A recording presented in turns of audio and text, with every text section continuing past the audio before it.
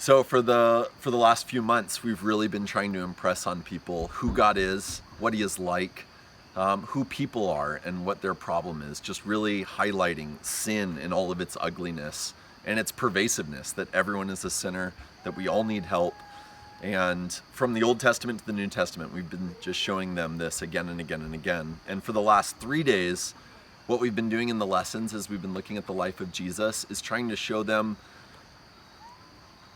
ways that people think they can be saved that are not actual ways to be saved. And Jesus highlights these a lot in His teaching.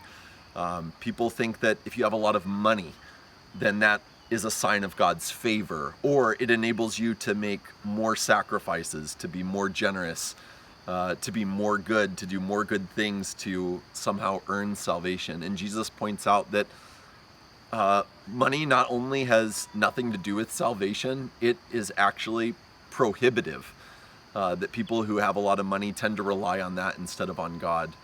And we looked at hypocrisy, religious hypocrisy, how good deeds, following laws, being a good person, especially being a hypocritical good person, where you're good in front of people, but you're still dirty and sinful in God's eyes. Just what a dangerous perspective that is to have, to think that your good deeds are going to get you to heaven.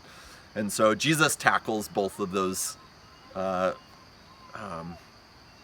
mistaken thoughts, those incorrect roads to get to heaven, and then He highlights what the actual road is, and Jesus makes it very clear. It's Jesus. It's Himself. And so we went through several stories, the last one being the resurrection of Lazarus, where Jesus says, "I am the way and the truth and the life, and nobody comes to the Father except through me." And just making it clear that He's the one that people need to come to. And people's response to this teaching has been varied. Some people have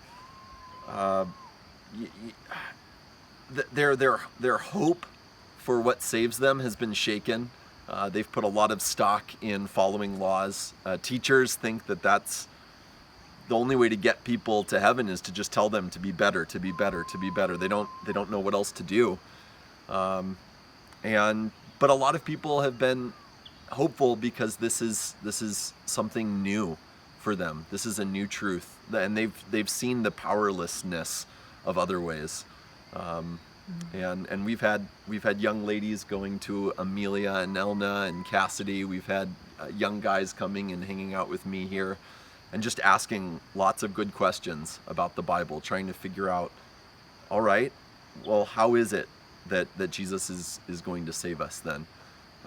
So you can keep praying for the work here and for the people as they continue to hear the gospel.